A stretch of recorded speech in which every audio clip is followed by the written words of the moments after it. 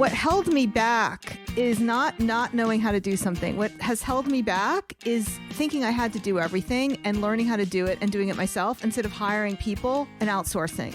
Who can do this? Not how do I do this? Who can do this? It's the Inspiration Place podcast with artist Miriam Schulman. Welcome to the Inspiration Place podcast, an art world insider podcast for artists by an artist, where each week we go behind the scenes to uncover the perspiration and inspiration behind the art. And now, your host, Miriam Schulman. Well, hello, Passion Maker. This is Miriam Schulman, and you're listening to episode 154 of the Inspiration Place podcast. I am so grateful that you're here. Today, we're talking all about inspiring spaces. In this episode, you'll discover why the process of creating is often as important as what is ultimately created, why the details of the workspace matter, and why you should always surround yourself with an environment that you love. Whether it's art, music, written words, or choreographed dances, extraordinary women know that the process of creating is as important as what ultimately gets created. That's why extraordinary women pay attention to the details of their workspaces, making sure that they surround themselves with visually stimulating inspiration and unique organizational systems. Today's guest knows all about that. She's the founder and editor-in-chief of the best-selling, award-winning current magazines Where Women Create and What Women Create. She's been a leading innovator in the handmade publishing market for more than 40 years. Please welcome to the Inspiration Place, Jo Packham. Well, hey, Jo, welcome to the show. It is such an honor for me to be here. Thank you for including me. I can't tell you how thankful I am. This is my first real podcast. That's amazing. How come nobody? All right. Okay. I think then the other podcasters are missing out because this is a huge opportunity to interview you. And I've always said no. Oh, right? Really? Oh, so they've asked you. Oh, now I feel honored. Well, I always feel like I'm the behind the scenes girl, right? I'm the one who nobody really knows their face or is out there because I'm all about promoting all of the women featured in our magazines. So I didn't ever want to take center stage. It's not something I've ever wanted to do, but life is changing and things are changing. And so I have to very slowly catch up with the times. So you're my guinea pig. Okay. Because I understand you want to start your own podcast. Is that right? I do, with some help from all of you. It's because we're launching this fabulous new website. And on the website, there will be videos and podcasts and all these things that I am truly not comfortable with and have never done.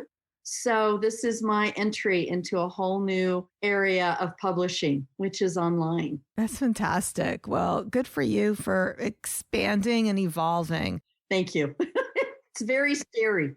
Yeah, but it's like scared-sighted. Yes, it is. Which is a made-up word. Yeah. Really? Yeah. I may use that. I'll quote you, right? You can be quoted. Excited, but scared. Like they're kind of the same feeling too. Like it's the same vibration in your body. Whenever I'm feeling nervous or scared, I try to change my self-talk to be like, oh, I'm just excited. Because it's easy to trick yourself that really that vibration is an excited vibration rather than a nervous vibration. Does that make sense? Perfect sense. Yes, perfect sense. And I'm going to try that. I know for a fact that you have much to teach me. So I hope not only do we do podcasts, but I hope that we become friends so that I can learn so much from you. Oh, absolutely. And I said to you, Jo, before we hit record, this is a conversation today, so you can use this time to ask me things as well. And I'm sure anything you want to know, my listeners are probably wondering. There's probably more than one artist out there who wants to start a podcast, I would imagine. I think there are probably thousands. Yeah, right. Because what I know about artists is that they're kind of loners. They like to be in their studios. They don't really like the limelight as much as they like creating. It's really difficult for them to get out there. It's why they're not very as adept at business as business people are, because they just want to create quietly in their studios with their pets, and they're really happy. So the rest of this is an enormous step for them. Oh, for sure. People are often surprised to hear that I'm an introvert because I come on the podcast and I'm so animated. But what you have to remember is this is the perfect job for an introvert. I get to be famous without ever leaving my house. Yes. You're braver than most because you're filming too, right?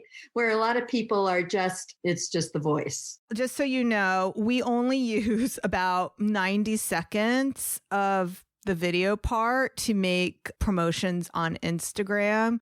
I've played with the idea of taking the entire thing and turning it into a YouTube video, but it's probably too much work than I want to do.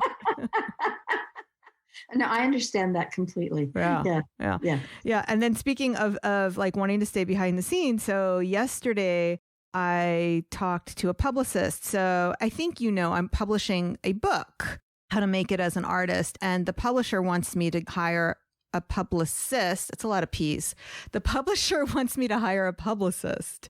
I spoke to the publicist yesterday and she says, yeah, we'll get you on television. I was like, oh God, no. I started gripping my chair. I was like, yeah, and they're kind of mean when you go on TV, I think, because they have a lot of people they're trying to promote. It's hard. I tried that 30 years ago and decided that wasn't something I wanted to do either. My first thought was like, I'd have to lose weight if I wanted to do that.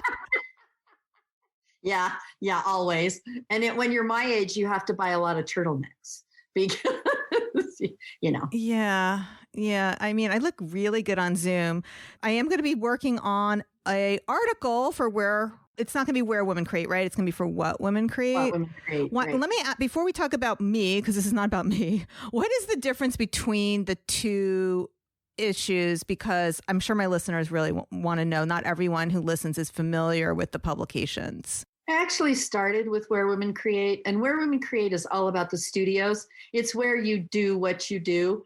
And in the magazine, we focus each feature on the studio, and then we show a very few photographs of what the women actually make inside the studio, so people know why they have certain kind of organizational systems and certain kind of decorations.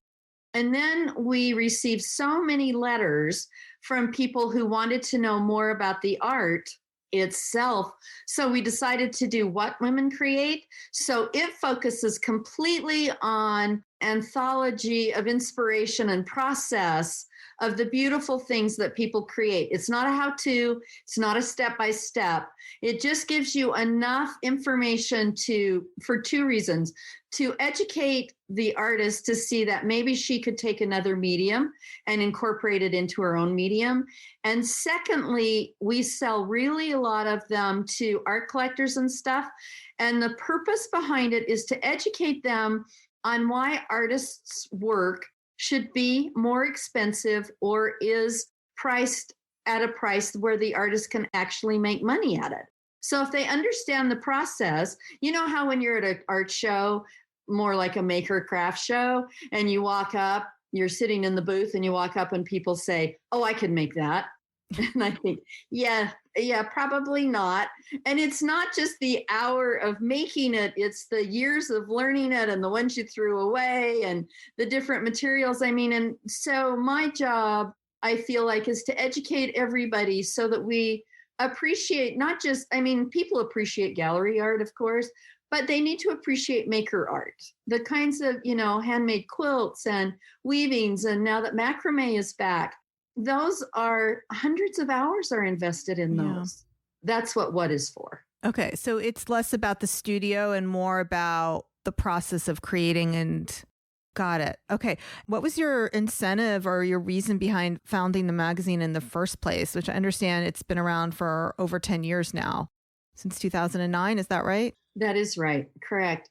First, I started 40 years ago in publishing cross-stitch pamphlets. I owned a needlework supply and art store by the university here in Ogden, and we sold supplies to the university art classes.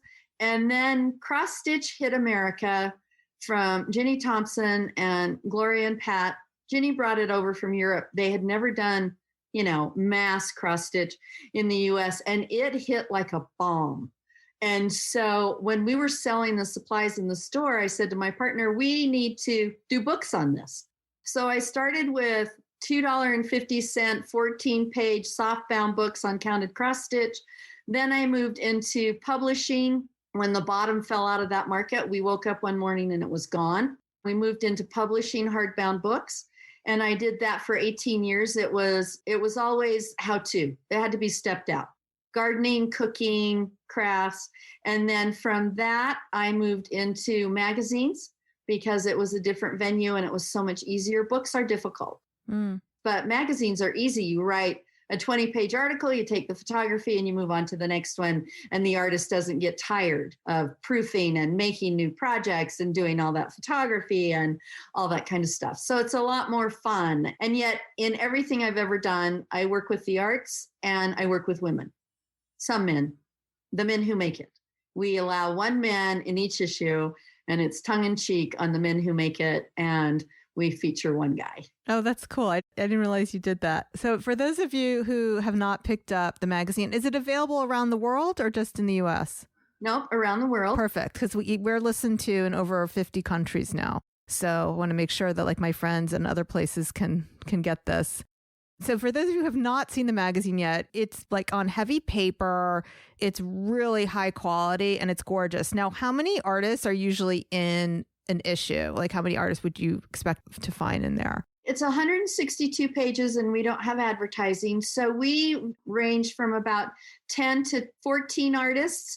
I like to be able to tell the whole story with a beautiful photography. So we try to give every artist 18 to 20 pages so that you really know about her, but not everybody has that much content.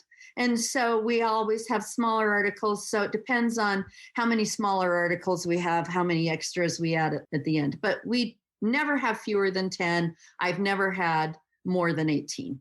Okay. And then are you actively looking for artists or are you just going by the submissions? Both. Every trade show before COVID, of course, I did every trade show, every art show, everything selfishly because I love to travel and because I love those kinds of things.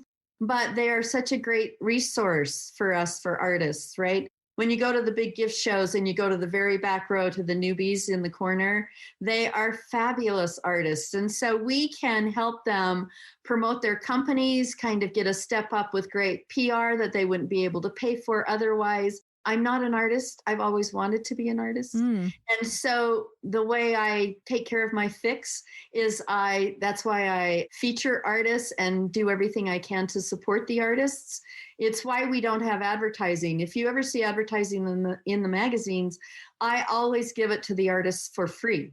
So if they're having a big event, we give them a page. If they're coming out with a new product, we give them a page in a magazine other than their feature. So they're featured in 2 magazines.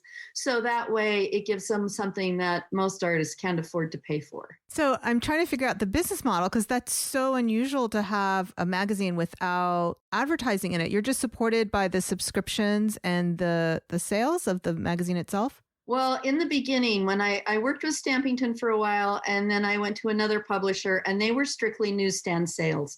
So we made all of our money on newsstand sales. We're the highest grossing magazine at Costco and Whole Foods, and we're number 2 in our category at Barnes & Noble. After COVID, when I went to work for Matador, they're a subscription-based magazine. Now they're promoting subscriptions like crazy because when the bookstores closed, it was really hard on all of us who didn't have subscriptions, right?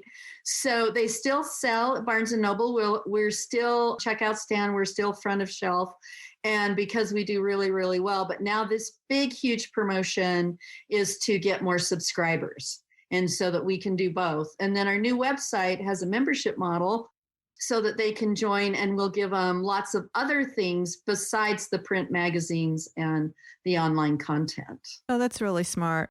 Let's go back to talking about featuring artists, because I know there's a lot of people out there, women and the one guy who you'll feature, who want to know more about this. So I am including in the show notes, and today's show notes is schulmanart.com/154. So in the show notes, I am including a link to the submission guideline. Hopefully that link won't break when you have your new website, by the way. Yeah, right. Yeah. If it's broken, my listener friends, please email me or something. Let me know and I can fix it, because I'm sure you're going to still have a submission guidelines on the new website, right? Okay.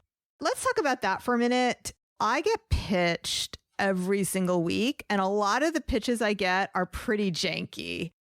Can we help out our listeners about what they should be doing better when they're pitching? Or maybe you only get wonderful pitches. I don't know. Oh, no. I get people pitching to the magazine that say, I just love your magazine, such and such, which isn't my magazine. It's somebody else's. No, that's magazine. The worst. So they didn't even look at the email, like the at. Didn't they say it's at wherewomencreate.com, not at yourcompetitor.com? Yeah, I mean, it's just crazy. I mean, you get them. I personally answer every single email. Wow. It's because I want to know my audience. I want to know what they're thinking. I want to know what they want. I want to know what the problems are. And I want them to feel important. And if they're talking to the editor-in-chief, they feel important, right? So what I have to say to you, if you want to submit, is first do your homework. Make sure you know who the editor-in-chief is, who you submit to, who the magazine is, what they do. Do not submit what to wear or where to what. Make sure that you know what you're submitting for. And then the other thing I tell them is that no isn't no until it's absolutely no. And then you ask them why. Because I would say literally 95% of the cases have nothing to do with the art that's submitted. So you figure if I'm doing 8 magazines a year now, but we were right before COVID, we were doing 23 magazines a year. You can imagine how much content we get, right? So if your email comes in and it gets buried, sometimes you never find it. So I always tell people, if you don't hear back from me, it's even on the website. If you don't hear back from me within 4 days, send it again and just put following up. And then it puts you to the top of the email list, right? I don't want to read 20 emails. I just want to read following up. And then I tell them that if I write them really a nice letter, I don't go into great detail, but like we're not taking whatever submissions right now or whatever. I tell them to write them back and ask me why, because maybe it's because I just signed up for painter features. And so I'm good for a year, right? Because we only feature one painter in each issue. So I get 4 a year, but I don't have time to write that in every single letter. So if they'll write me and say, would you just take the time to tell me why you said no? 99% of the time, it's all about me and not about them. So they just need to be not obnoxious, but nicely persistent. After a while, I mean, I think I'm pretty human. And if somebody's written me 4 or 5 times, I think, oh my hell, this cute little artist wants to be in this magazine so bad. I'm just going to put her in right now. Right. And I call my managing editor and I say to Susan, she goes in now, make room for her. All of us, you and me, want passionate artists who really, really want to be part of what we do. 100%. In fact, I have a soft spot. I get very turned off, like you said. They pitch you and it's so obvious that it's like they don't even know who they're pitching. A lot of times you'll get that from, so I don't know if you hear, you may not hear, but I get as a podcaster, there are pitching agencies and I will get the letter where the person's details are in a different font. Or my details are in a different font. So it was so obvious that right. Yeah, that's not so bad. But when people pitch to me how much they love the podcast, but they never left a review, for me, when it's so easy to leave a review, I mean, come on, just leave a review. tag me, comment on my Instagram, tell me you like it. So I do have a soft spot for people who do all those things. And then I get pitched. I pay attention. Exactly. And they need to be educated because, so I know nothing about podcasts, right? I mean, you're talking zero here. After I received an invitation from you, I did start listening for a minute, but then we were trying to launch the website, so I got a little overwhelmed. But I have a whole week blocked out just to listen to podcasts because I never have, right? But when you were interviewing me, when we had our little interview, and you said that, nobody leaves a comment, I thought to myself, oh my hell, I would have never left a comment. It would have never occurred to me because I don't know what podcast etiquette is. I don't know what is expected because I don't read the comments on Instagram. I don't read the comments. I don't care. And I leave comments sometimes, but not very often. But when you said that, I thought, I'm going to start leaving comments on everything, right? It just never occurred to me. Yeah, well, you don't have to comment on everything. I mean, I'm one of these people who go against what's popular right now. So I think artists spend way too much time on social media, and they really need to spend actually less time, not more time. So if you listen to a podcast, you have your phone in your hand when you're listening to it, and you have it open right there. All you have to do is hit the 5-star and leave a little review. It's right in your hand. Like leaving a review, which is not going to suck you into the vortex of fighting with strangers on social media. I even did a book giveaway. So I have about 2,000 listeners of the podcast on average per episode. I think it might be more now. So I had an author on Make Your Art No Matter What. And I loved the book. I did an offer. I said, anyone who leaves a podcast review, I will send you a free book. That wasn't free for me. I had to purchase it and send it to them and pay for shipping. And I think we got a dozen reviews that way. I was surprised it wasn't more. There's like thousands of people who listen to the show, and I even bribed them to leave a review. Bribing's good. Bribing is really good. Absolutely. Yeah. And if you're listening to this now and you want the free book, it's too late, by the way. So I only gave them a week to do it. Like, you have to do it by this date. If you can't figure out how to leave the review, you have to prove that you've done it. Somebody said, I couldn't figure it out. Will you send me a free book anyway? I was like, no, no, it's not free for me. This is a good deal. Get a millennial to help you. My 16-year-old grandson was here this morning, actually, trying to help me, right? Yeah. So, yes, I get that. By the way, I wanted to make sure you knew that as of this recording, the self-study track of the Artist Incubator program is closed. I do have a mastermind, and as of this recording, there's just one spot open. It could be yours. If you're lacking a solid strategy and a winning mindset, and you're disappointed with your current art sales, let's fix that. If you've been listening to this podcast and you found my tips helpful, then maybe it's time to take the next logical step and work with me on a deeper level. The Artist Incubator program is for professional and emerging artists who want to take their art business to the next level by mastering the art of sales and marketing. To see if you qualify, go to schulmanart.com/biz, as in BIZ, to apply now. That's schulmanart.com/biz. And now back to the show. As we're saying, I'm going to be in your magazine. I'm a little intimidated. I did hire a photographer. The deal is she has to make me look as good as I do on Zoom. So that also requires a makeup artist.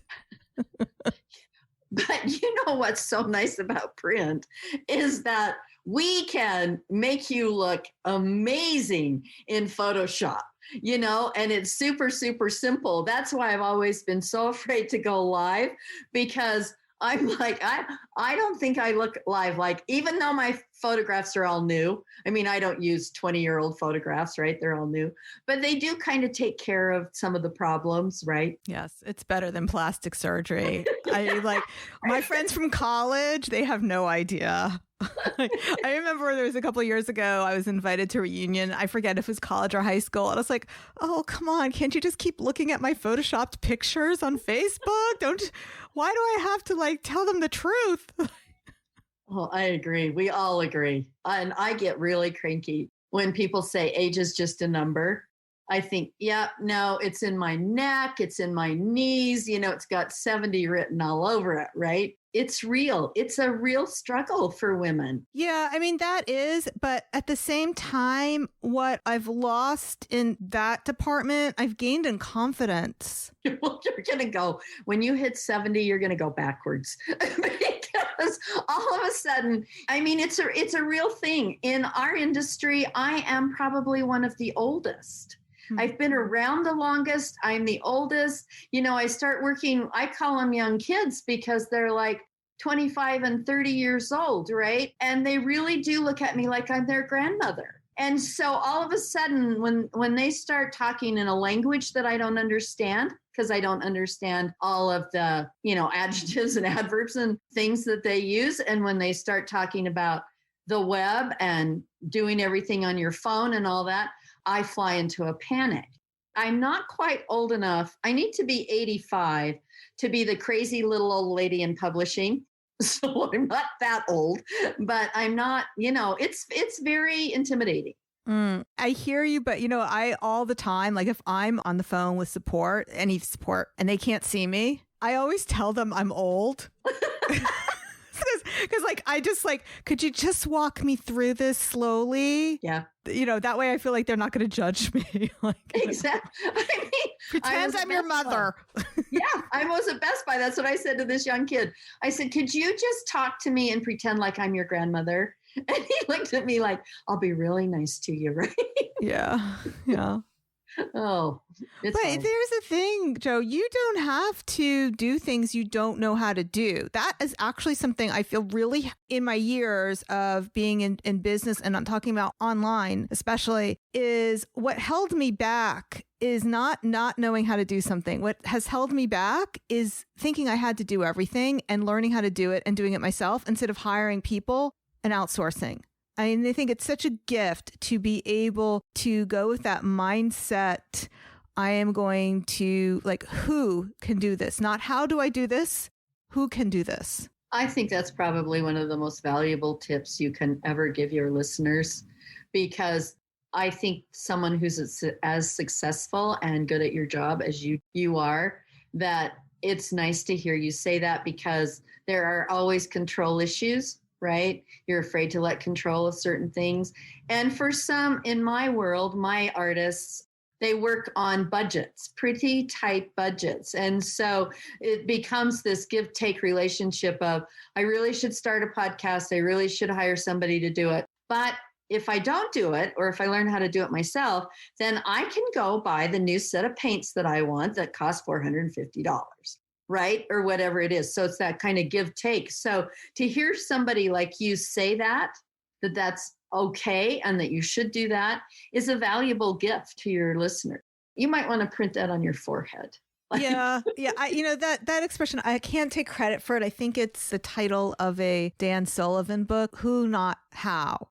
Always you will go faster when you expand your own capacity by not doing things that aren't in your zone of genius. And now that we're talking about podcasting, I don't believe everyone should start a podcast. I don't think that's for everybody. Just because I did it, it made sense for me because I had a vision of where I wanted to grow. The podcast has taken me to that place. But for artists, it may not be something they need to do. If you just want to talk about your own art, a blog is much more appropriate for that than a podcast. Or a video. Some of the artists are producing such beautiful videos.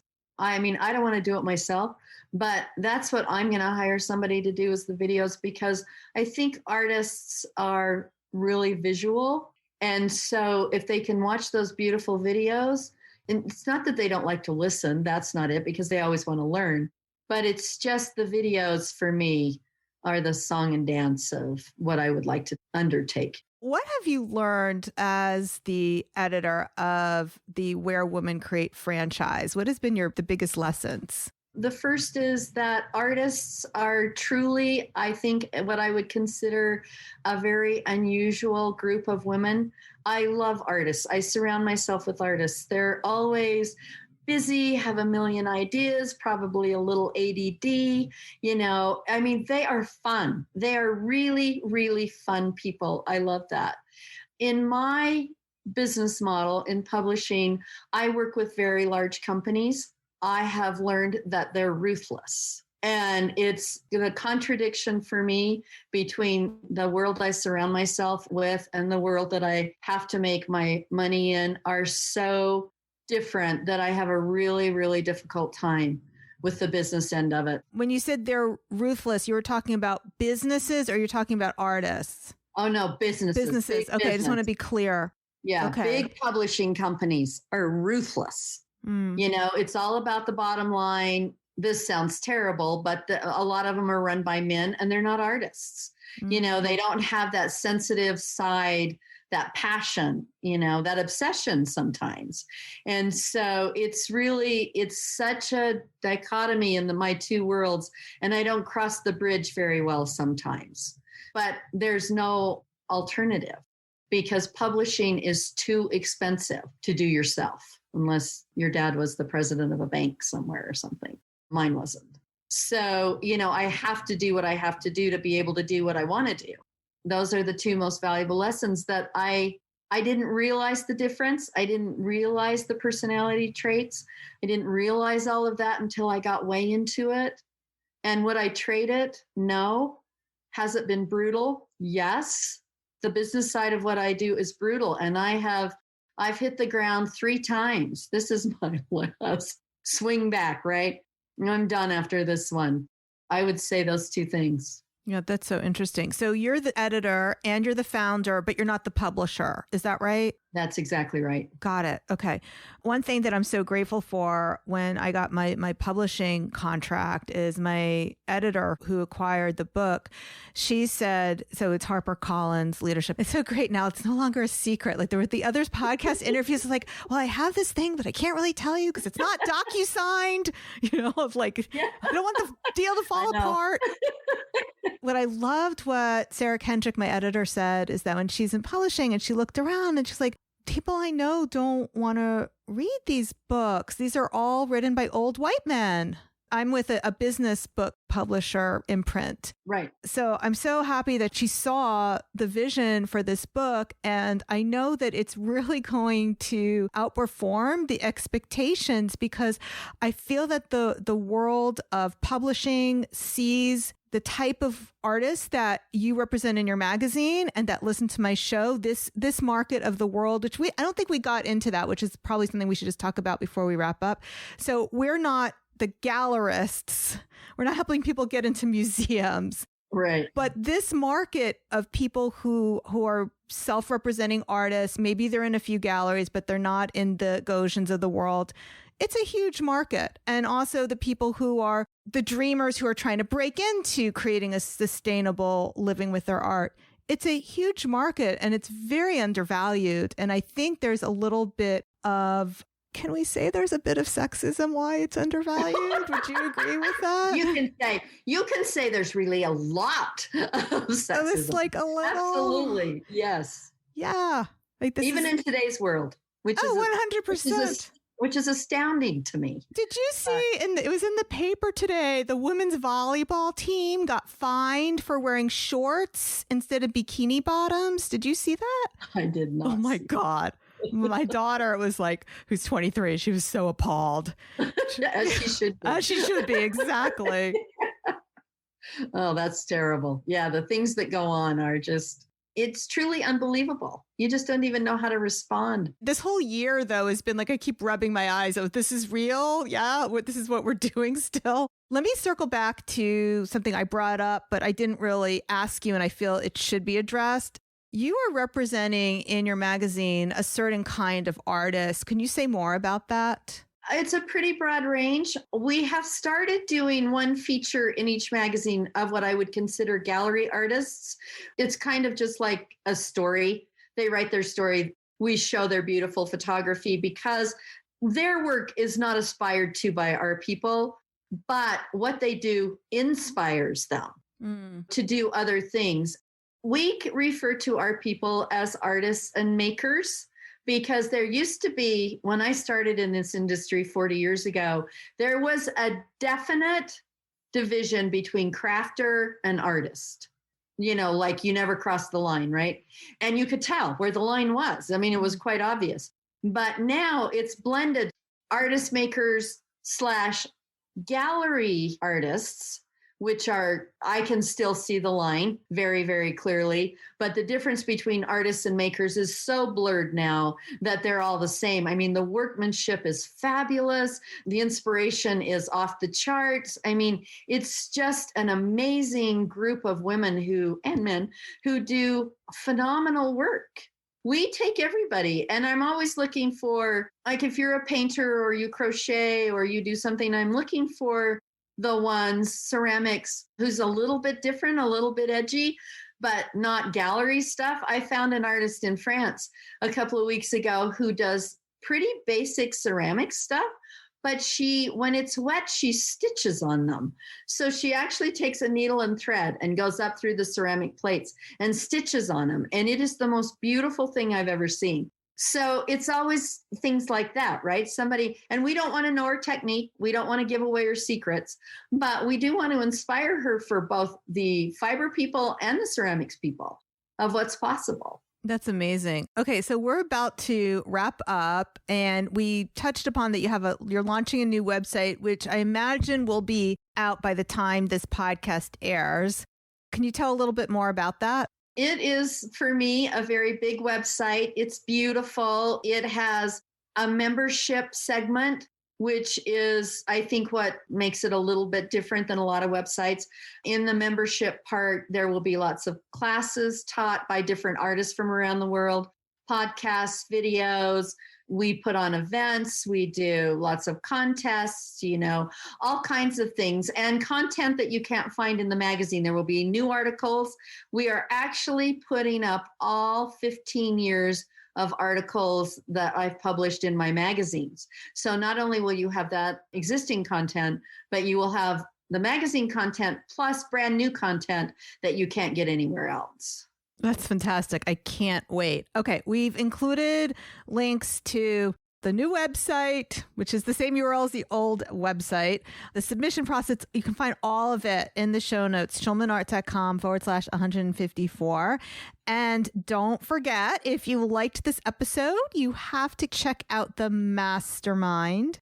It's my private coaching program for professional and emerging artists who want to take their art business to the next level by mastering the art of sales and marketing. I do have a self-study track, but that's closed. So the Mastermind track of the program is the only way you can work with me right now, and it is by application only. To see if you qualify, go to schulmanart.com/biz. That's biz as in B-I-Z.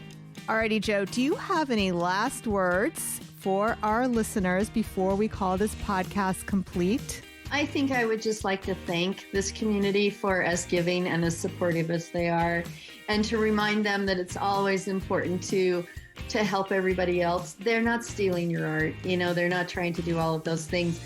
No two artists create the same. We're inspired by all of the same kinds of things, but be supportive of each other, because together, you read it everywhere, but it's so true, because together we really can be great. When we do it by ourselves, it's really, really hard. That's a beautiful and inspiring place to stop.